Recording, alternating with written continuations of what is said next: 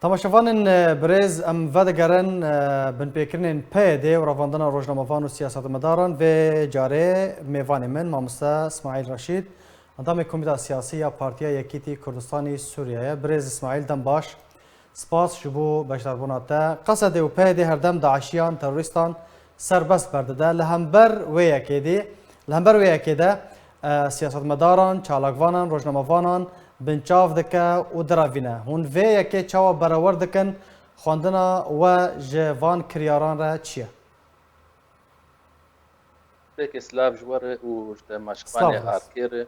û azadî ji peyamnêrê Arkê re Sebrî Fexrî Berzan Leyanî û Dara Hebd û her kesê ê xwedî bawerî di zindanê ê pê did.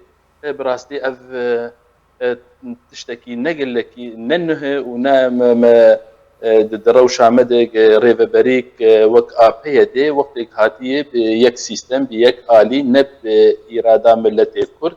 hatiye di demekê de di hindirê ev tewazinatê ê di hindirê Sûrî di çêbûne ew deverê nüfuzê çêbûne dewrek wezîfî di vê demê dilîzin ti projeya wê a netewî tineyê peş ber wilo ev dewrek wezîfî di vê dema hane û ev jî براستی امتداد سیاست ای PKK re fe çi kesê ê mixalifî wê bi çi siyasetmedar bi çi kesê sivîl bi ê xwedî bawerî bi û taybet dwarê ragihandinê de ber ev ragihandin tiştê dengê rastiyê Pırs mamoste İsmaîl yani divê dema dawê ji bilî her sê nûçegihanên me û yên Rêbaz News herwiha nûçegihanên Yekîtî Media jî hatin revandin. Yani divê dema dawê de çima bêhtir fişar li ser rojnamevanan kirine? Arman çi ye? Berê ew bixwe ji demek dirêj li ev tişta ji heyî lê aneka di dema dawî di hinkî bêtir zêde bûye ev kiryarana ji ber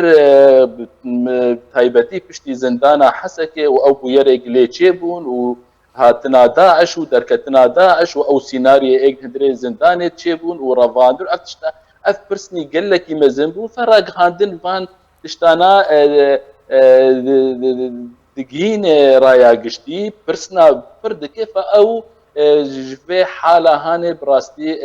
dibînin û divê her tişt li gor sîstema wê be her tişt li gor dengê wê bû em dibînin kesê ê gijêr ragihandinê ê dibin sîstema wê de yê pirin û vî karî jêr dikin lê meqûl e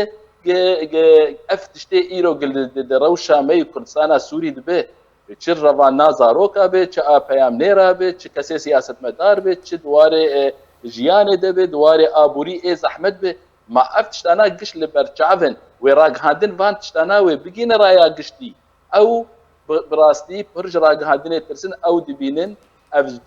dema rêveberiya PYD hatiye çiqasî astengî çêkirine ji alî ji siyasetmedara re ji rewşa siyasî re ji kesê sivîl re lê ew dibînin heta vê gava hanê ew negiyane wê armanca xwe ji ber beryara a siyasî heta anha ewan nikarîbû ji milletê Kurdê Sûrî bistin da û taybetî Encumena Niştimanî Kurdî rast îro serê sedî sî ji erda Sûrî bin destê wê de û leşkerê wê hene û muhabirê wê hene û istixbaratê wê hene lê ev pir zivir de heta anha ew cê xwe di nav civaka navdewletî de nabîne pejbûlo dibê çi dengê ê rastiyê bigîne dengê ev peyamnêrana û ev kesana ser Encumena Niştimanî Kurdî ne emeliyen ew bêtir divê dengê encûmenê divê vemre lê encûmen bi rastî dwarekî îro cê beryara navdewletî de cê şerعiyetê de باشه مامۆستا İsmaîl te behsa Hesekê kir te got dixwazin rasiyan veşirin baş e li Hesekê çi rodayê heta ku PYD û alavên wê PKK dixwazin rasiyan veşirin û ev hilmeta revandina rojnamevanan dest pêkirine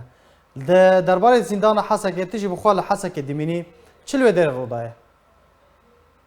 rastî pirsnî pir mezin dibin li bajarê Hesekê yani ev zindanaya dibin kontrola Qesedê de bû yani ev zindanaya dibistanek bû yani dibistanek bû û dibin kontrola wê de ye û Amerîkî mewcûd e yani وبرس اجد بيت وقراق هاندن دقينا رايا قشتي وحركز جيت برسد في دما السوشيال ميديا انه اف كسي هاتن بالسدا هاتن وايريشي في زندان كر تشلوغيان فيدا طيب باشا وقت قد بيجين جدافري الي تركي هاتي وش جريسي في هاتي مشترك عني هاتي بله باشا اف باجارانات 6 كيلومتر 150 كيلومتر دوري باجاري حسكن اف كسانات تشلوغيان فيدا اف كسي اجد هندري افي امير داعش وتنظيم سرتي وان اف كسانا شلو دركتن يعني اف كسي يبون قرباني بشرنجي دبو فاف سيناريو افي جتشيبو ابانا برسني مزنن بيدي جراج هاندني دترسي جدنجي راستيه دترسي دي اف دنگانات تنبجبر اف روشا اج تشيبو وقال لك بويري اي بري ويجي تشيبونه اباوي روك بي و ديك افسر ماسا عدالته انه بله كان كيد بربر يار بو كما افتشان ابو باشا نامين پیده و پکه جوان کریارین کل روجاوای کورسانی انجام داده ج رواندنا روزنامه‌وانان رواندنا زاروکان قرکرن تونکرنا جیانا سیاسی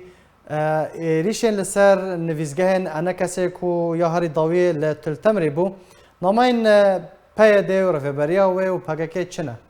چه انا کسی را دبیجه چه خلکن روجاوای کورسانی را دبیجه او دخوازن نامات بخورتي بقينا انه كسي اي مخالفي سياسات اي بيدد اي بكك جيويد في ولاتي تندو في حركس بمجي وان بفكر حريك بالسيستم وان بحريك بالرنجي وان بفكر فاذ الطبيعه فان بارتي افي شمولي افي برنجي كي ديكتاتوري تفكرن زيدي في دمجي وان دتنيه واود بينن حتى في دمهانه حتى في دمه بتشواسي فان كريارا وتشتيق كرن نكاريمون إرادا ملتي كرد بطويلين نكاريبون بريارا سياسي جاء أنجمانا نجتماني كردي بستينين أو دبينين تايبتي بشتي أنا بويري أفيق الجياني تشيد من روسيا أوكرانيا أبدا أدبجم ورول ونارينك دين وبيدانين أو قوهاتني مزن تشيبذن بيتر بلكي دانو سندني إجباتا نا دولتي لسر روشا سوري او بيتر جديت لسر بي سكنادن وچاغي اداره ريفبريا بيدي او بكك او اليغري و ناس دكن او جي و دهندري و ميدان و تنبه بيتر و انجمانا نشتماني كردي او اخدي رول دجفاتا ناف دولتي ده او بيتر جي خو بغرفت خوازي وي دنگي هانه كاربه ومرينه بري بيجي و قوناغي وادن بيتر جي دخوازي اف کسی اگمانه اگ نلگور مجیوه به اف کسی ما درکبن تغییر دیموگرافی چه ببین کسی نوک و بدوی درکبن دوی اف دوره ما والا باشه اف یک لسر اصلا نافذولتی لسر اصلا خوجهی لسر اصلا هندرین دوی چو ورک کرن حتی کو اف کریارو بن پیکرن ورن راوستاندن براستی اف تشتوی بردوام به دمك وقت ام دبينن قد او جديتها جفاكا امنا دولتي شهر سكننا كريزا سوري بتفاي ونخاسم دفارا مجد دفارا ما بجفا بروشا سوري بقشتي في قريدايه اف تشتايا او دوام به ليه تشتي خوستنج انجمانا نجتماني كردي تخوستنج كسي ودي باوري تخوستن روشنبير فعاليات اي كردي وبتايبت انجمن دوی تکلیه خو به جواکا دولت جواکا کردیره بسازی کردیره دوی خرد بک دوی وان بک شریک بریار انجمن نشتمانی کردی و دوی هیکلیک نهج انجمن ربیدانی دوی انجمن لیوگره کش خور چیکه و دان وسندنی خوی ای ناف دولتی خورتر بک اف خيار وحيد او داوي قال لك سباس جبو ميفاني من بريز اسماعيل رشيد انضم كوميتي السياسيه بارتيا يكيتي كردستان سوريا قال لك سباس جبو بشتر بوناتا خجايا كورنيش وخجايا روجافا قام